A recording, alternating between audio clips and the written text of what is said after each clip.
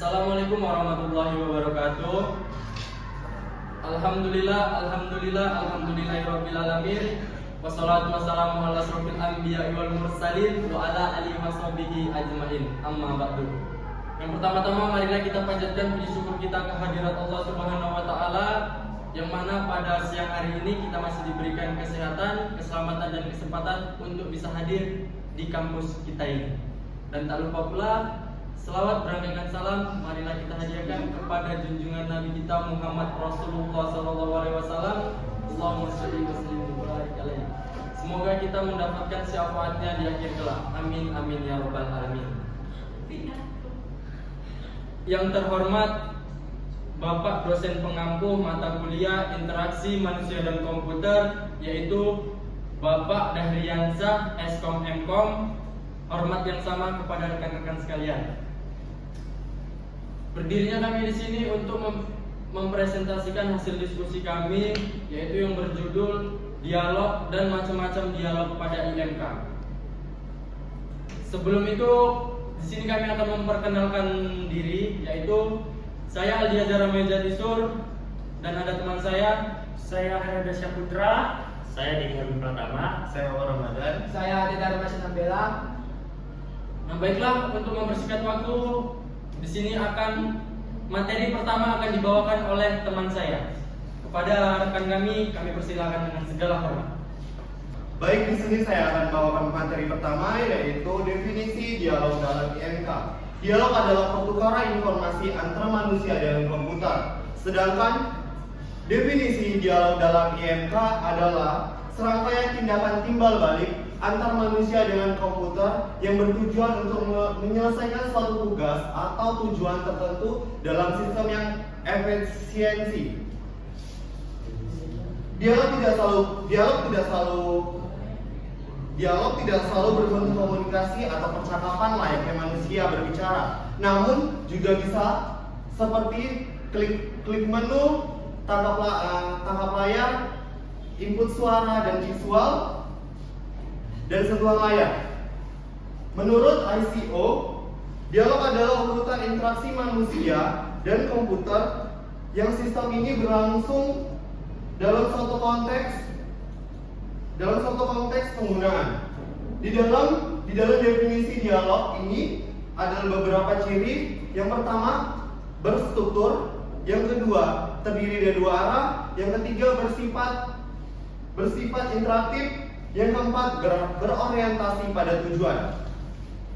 Dengan kata lain, dialog dalam IMK adalah cara sistem dan manusia berbicara atau berkomunikasi antara satu sama lain, baik melalui teks suara, visual media lainnya, dalam rangka mewujudkan sistem yang efektif dan efisien.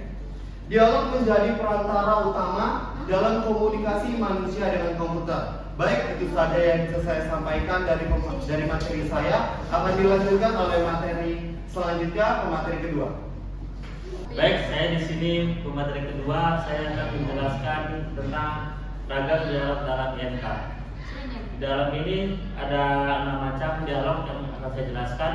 Yang pertama adalah dialog berbasis perintah. Dialog berbasis perintah ini adalah dialog yang menggunakan teks perintah secara langsung yang digunakan dalam komputer, laptop maupun handphone kita sehari-harinya.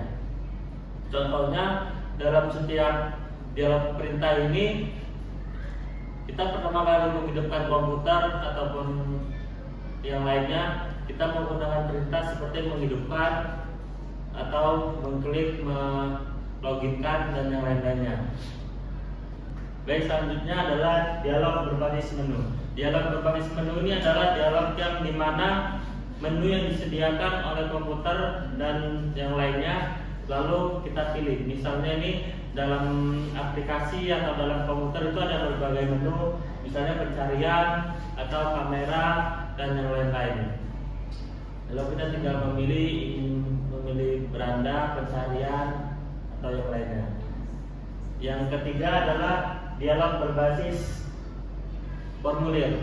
Dialog berbasis formulir ini adalah dialog yang menggunakan formulir atau form yang harus diisi oleh pengguna. Misalnya nih, kita kalau misalnya mau ikut daftar acara atau yang lainnya lah, daftar yang mengisi data diri kita harus mengisi form yang ada di formulir itu, misalnya nama, NIM, kelas, alamat, dan sebagainya. Selanjutnya adalah dialog berbasis grafis atau GUI. Dialog berbasis grafis ini adalah dialog yang menggunakan tombol, icon atau jendela dalam komputer.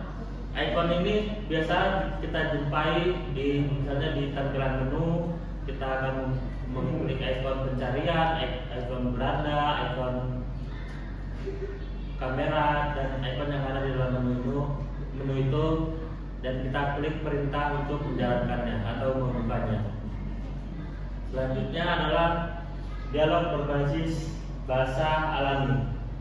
Dialog berbasis bahasa alami ini adalah dialog bahasa yang sering kita gunakan sehari-hari, tetapi kita berbicara dengan komputer.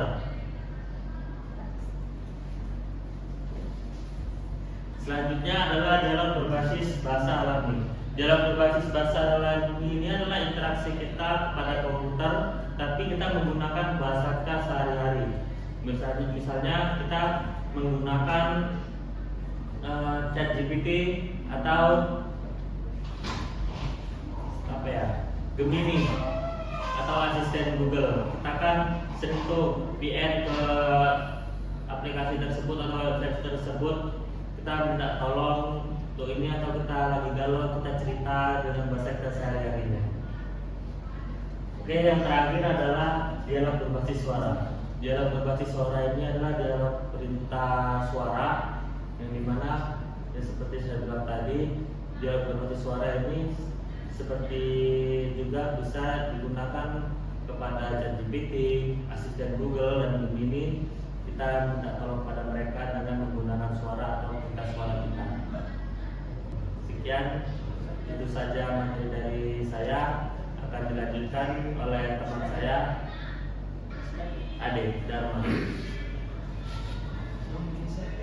Di sini saya akan melanjutkan dari pemateri sebelumnya, yaitu tentang fungsi dialog dalam DNK. Yang pertama memfasilitasi komunikasi yang efektif antara pengguna dan sistem. Di sini fungsi yang dimaksud yaitu ialah fungsi untuk pengguna agar komunikasinya dengan sistem itu lebih mudah. Contohnya, dalam sebuah aplikasi itu ada yang namanya tombol close yang berbentuk seperti silang ataupun seperti kali, dan juga tombol kembali seperti tombolnya berbentuk tombol panas mengarah ke kiri. Nah, yang kedua, menyediakan mekanisme untuk pengguna memberikan perintah dan mendapatkan umpan balik.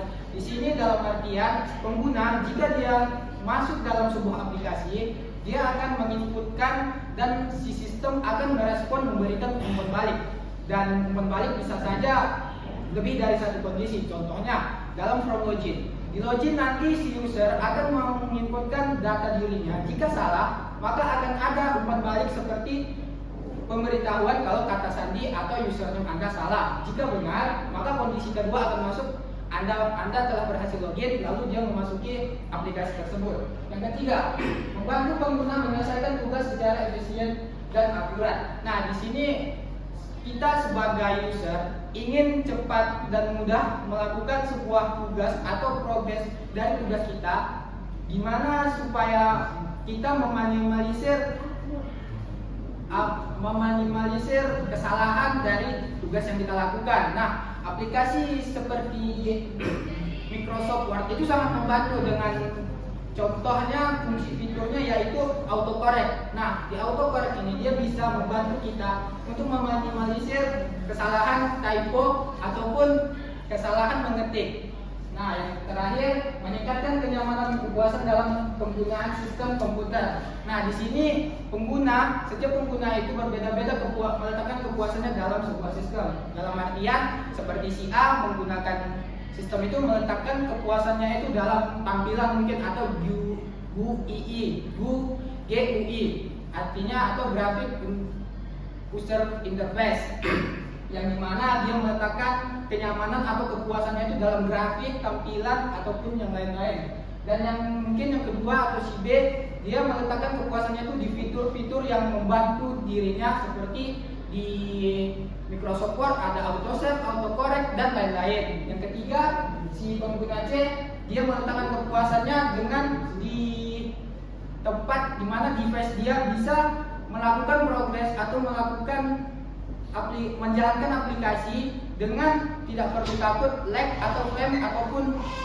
laptopnya terbebani. Dalam contoh kasus seperti jika si C ini menggunakan Visual Studio Code di RAM laptop yang 3 GB, mungkin itu akan berat baginya dan menyusahkan dirinya untuk melakukan codingan ataupun melakukan sebuah program. Nah, jika dia menggunakan Sublime Text, nah itu akan lebih mudah dan memudahkan dia tidak memberatkan laptopnya ataupun membuat dia lebih cepat melakukan program ataupun menyelesaikan tugas codingannya tersebut. Nah, hanya itu yang bisa saya sampaikan. Dilanjutkan ke materi selanjutnya. Nah, kita masuk ke tujuan dialog dalam IMK. Satu itu meningkatkan kemudahan penggunaan. Nah, artinya dialog dirancang supaya pengguna dapat menggunakan sistem dengan mudah dan cepat tanpa harus belajar rumit, mengalami kebingungan. Misalnya itu tampilan yang intuitif dan atau interaksi yang instruksi yang jelas. Yang kedua itu meningkatkan efisiensi penyelesaian tugas. Dialog dibentuk menggunakan penyelesaian pekerjaan dengan lebih cepat dan sedikit langkah. Contohnya itu adanya shortcut atau fitur otomatis. Yang ketiga itu memberikan umpan balik yang jelas dan tepat waktu.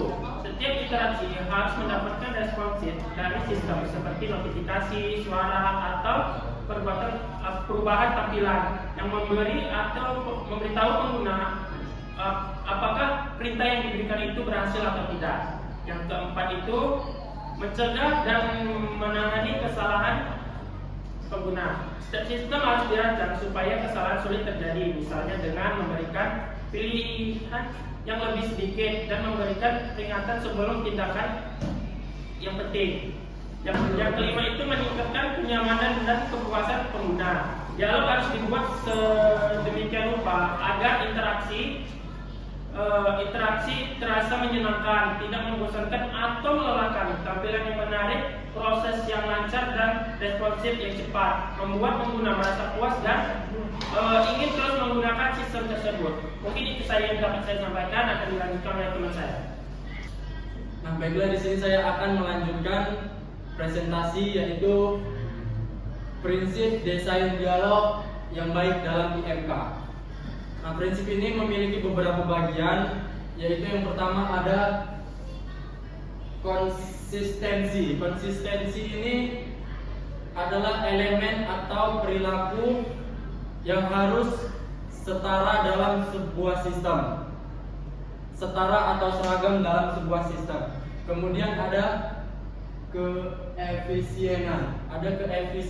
Keefisienan ini yaitu meminimalkan langkah dan waktu untuk menyelesaikan tugas.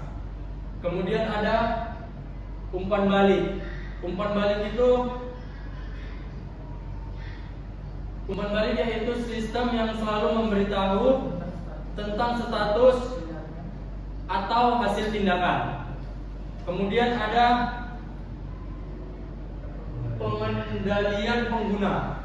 Pengendalian pengguna yaitu pengguna harus merasa mengontrol interaksi dan bisa membatalkan tindakan. Dan kemudian ada pencegahan kesalahan.